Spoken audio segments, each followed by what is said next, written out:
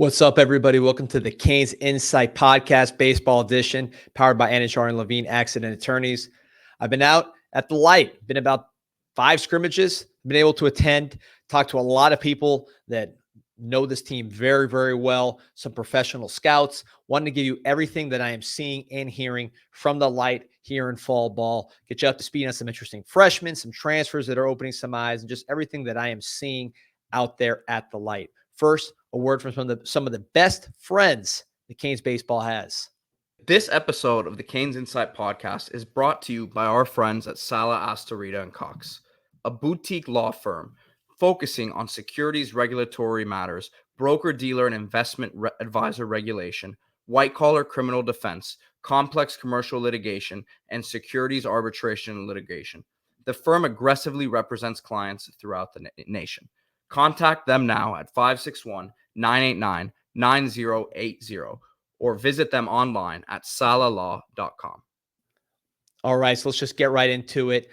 I'm not going to sit here and say that I am an expert scout or anything like that, but watch this team closely, know the roster very well. Now I've been able to see 5 practices up close. These are full team scrimmages. You're seeing all the pitchers pitch, aside from Rob Evans, who will be pitching, I believe, on Friday and is projected to potentially be in the rotation. You're seeing all the pitchers pitch. Everybody's pretty much healthy. You're seeing the freshmen, the transfers, Cuvée, everybody on these split squad scrimmages. A lot of scouts in attendance, a lot of people that have been around this program a ton, former players, etc. So I'm going to give you the latest that I am hearing and seeing from practices. First, in terms of position battles, one position to watch is the shortstop position. And to me, the guy that's impressed the most there is freshman Brandon Degote. Brandon Degote was a late add to this class, originally an Ohio State signee. Ohio State's coach left. He became a free agent, if you will, ended up coming home to Miami. He is a Belen Jesuit grad, which I can tell you means that he is of the highest academic quality and an upstanding character guy. Dorian Gonzalez, also a Belen grad, so you could have a middle infield of some of the finest gentlemen in South Florida, Belen Jesuit grads right up the middle. Degote, his confidence on defense stands out. He's been hitting the ball extremely hard, 2-wall fields. He's not the most physically imposing guy in the world, but he is a very, very talented shortstop who can hit and who's been, according to some people down here, the best player in South Florida, at least last year, from, again, people I've talked to, just in terms of pure baseball player, not size, speed, all that. The best baseball player in South Florida last year was Brandon Degote, true freshman with a real chance to start at shortstop for the Miami Hurricanes. He's having a really nice fall camp, but still has improvement that he can make to get to another level. We had a freshman starting last year with Antonio Jimenez. That didn't work out so well. Different kind of player with Degote, not as physically impressive, maybe more savvy, more instincts, better right now. We'll see if that continues. But Degote is an interesting name to watch. Late add who's pushing to start at shortstop. Another name that really gets me excited as far as the freshman class. A lot of talk about Lachi Collera, and he's looking really good. Highly touted kid, one of the top pitchers in the country. Was going to go potentially to the draft and then going to the University of Miami. He looks very good. But the name that hasn't gotten as much hype as Collera, that I think is very, very, very talented, similar, tall, right-handed pitching prospect, Tate Dias from New Jersey. This is a dude. I saw him pitch this morning. I've seen him pitch a couple times over the last few practices. He's got a great frame. You can see here in the picture, it stands out even in UM with these college athletes. He's a big kid. He looks like a pro. I'm surprised he didn't get drafted. Wide shoulders, athletic frame, very confident. Fastball today was pretty consistently at 92. Kicked it up to 93 when he needed to. Threw strikes, threw a splitter for strikeouts. Had a nice slurve as well in the mid-70s. He looked really, really talented to my eyes as a potential freshman pitcher that isn't talked about with the other guys that could be a major impact. Last year, you saw Nick Robert come in. He was Miami's closer, probably Miami's most used pitcher overall when you talk about appearances as a true freshman. I'm not saying Dias is going to have the same exact impact, but I do see this guy as being an impact player day one, along with Lachi Collera and also Siskar from St. Thomas, another talented right-hander. 3 really strong, athletic, right-handed pitchers that can start maybe midweek or relief, or you might just see some bullpen days where there is no starter and all these guys in the mix. There's a lot of very talented pitchers in the mix. We've gone over some of them on prior shows. Can basically make the whole game, 2 innings a pop, and get you through a game, as opposed to what we did last year with some of the midweek starters that were just ineffective and a bullpen that was thin. The increase in pitching depth, I think, it's going to give you more games where you have 2 solid innings out of a lot of guys that are all of high quality. Tate Dias is just one more name in that mix. Another name that's surprising some people here, Ethan Puig. This is a guy out of Miami, Florida, high school kid, USA baseball kid, has been a very highly touted player for a while. But the criticism or the question with him was, does he have a position? Everybody knew he could hit. Everybody knew he had a great baseball mind, great character. You see the swing right there. But the question was, where is his position? It was mainly a third baseman last year. Of course, Daniel Cuvée, who hit a home run over the scoreboard today that I saw in person, has that third base spot pretty locked.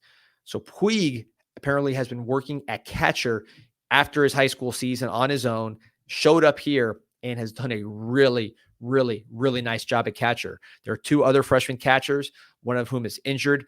Nolan Johnson, I believe is the last name, the big catcher from California, Evan Taveras from Florida. But the guy that's made the most waves and looked most impressive at the catcher position from the freshman is Ethan Puig, who was, I don't think, projected by anybody, at least externally, as a catching prospect. So that's a development to keep an eye on, because Tanner Smith, the Oregon State transfer, is going to be the starting catcher for this team. Could Puig be number 2 and somebody that plays this year in the ACC as that backup catcher? He's hitting the ball well. He's looking really, really advanced defensively. Character, everything off the charts. That could be a kid where the arrow is pointing up with him.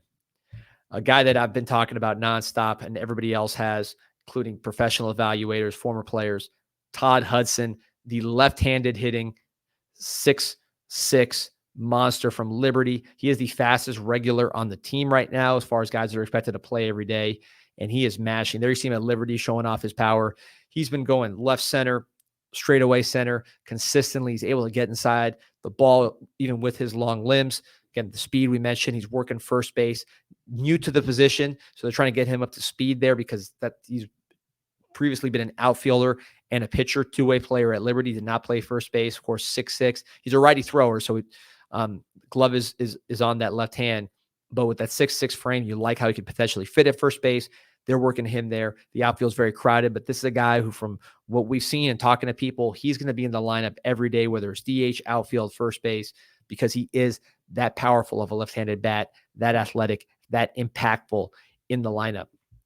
Another guy I want to talk about here, Max Galvin. You want to talk about best hitters on the team right now. Of course, Cuvée is sort of in a category of his own with his physical prowess, but somebody who could replace some of the hit tool that Blake Sear brought to the table, some of the underrated power Blake Sear brought to the table. He's not a physically imposing guy. I compare him to Sear a lot, not because of his, he's left-handed. This guy's an outfielder by trade. He's not similar to Sear in terms of that, but just the way he carries himself, the way he puts together consistent at-bats, the way he consistently gets hard contact on the ball, no matter where the ball is. He basically golfed one out to hit the fence earlier today at the practice I was at. He's been doing it consistently. There you see him throwing up the U. Max Galvin is a guy that I think is going to be an elite hitter for the Miami Hurricanes, and somebody who really used maybe OPS in the 900s. It's on the table. He was outstanding in the Northwoods League, maybe even higher than that. This is a really, really talented hitter. Hit like crazy at Miami-Dade, went to Oklahoma State, was ineligible, so he was not able to play last season, ends up transferring to Miami, goes to the Northwoods League, which is the second best league besides the Cape Cod League for summer ball, and he just tore it up. He was one of the best players in the whole league. I believe he won the home run derby. Felt like he was hitting home runs every week with that sweet left-handed swing. Probably more of a corner outfielder defensively. Can he be a center fielder? That's going to be the question with Max Galvin, but he is somebody who's going to be right there at the top of the lineup and making a major, major impact. Keep an eye on Max Galvin as just a linchpin of this lineup. Another guy very, very excited about, Jake Ogden. Is a Coral Reef grad who is basically a first baseman, third baseman, maybe shortstop. He's played a little bit of shortstop here in camp or in fall ball. So he's someone that does a lot of different things. And look at that power. Played in the Cape Cod, was a Cape Cod All-Star on the same team as Daniel Cuvée, was mostly a third baseman for North Carolina, Greensboro, but can play first base for Miami, like I mentioned. And then shortstop's been the new position that you've seen him at during these scrimmages. I believe he also played a little bit of second as well. So he looks like someone who, because of his bat, most likely to bat leadoff, talking to JD Arteaga, and he has that versatility to play all around the diamond and give you that winning attitude. Talking to people who knew him when he was at Coral Reef, everybody says just a grinder, a baseball rat, somebody with a very, very good demeanor for the game, and somebody who can fill a lot of holes both defensively and in your lineup, because he can hit for power, he can hit for average. He has good plate discipline. He runs pretty well. Just a true baseball player. Something Miami was maybe missing last year, where you had defense first guys, offense first guys, not so many complete players that you can trust.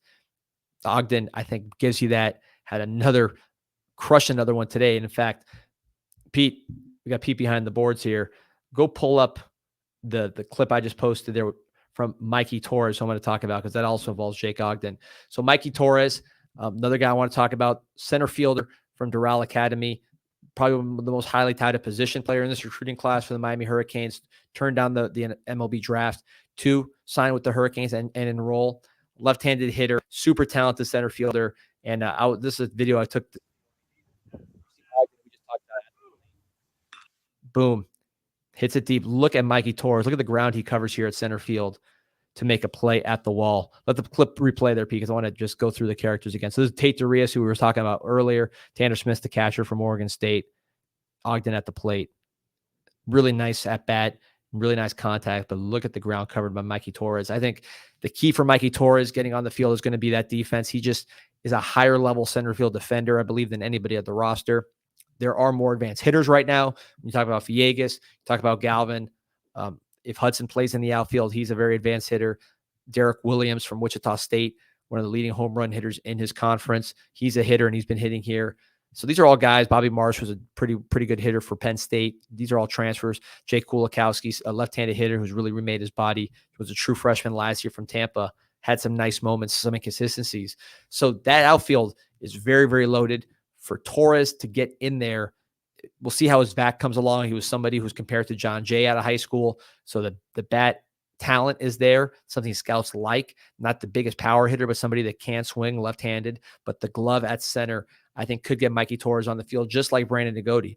And you could be looking at a situation where Miami has, at the two most premium defensive positions, true freshmen, Mikey Torres and Negoti, Dade County kids, guys that, again, had a chance to be drafted, both of them, even though they're not the tallest guys, just because of their baseball acumen, guys that have shown the ability to hit in high school, guys that can run the bases, and just high IQ, high confidence players who know what they're doing, inserted in the starting lineup. You had two true freshmen last year with Jimenez and Cuvée. One worked out incredibly, the other one not so much.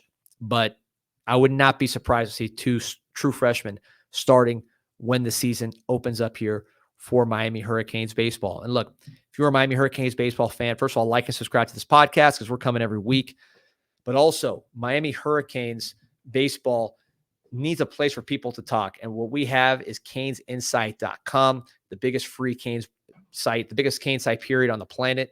Our baseball board is bumping. You got a ton of longtime fans, former players, family of players, ton of people, ton of activity. Every game day thread is rocking and rolling. People living and dying with each pitch. There's just a ton of action. There's no busier conversation on Canes baseball than the Canes baseball forums, even more busy than Facebook, Twitter, you name it.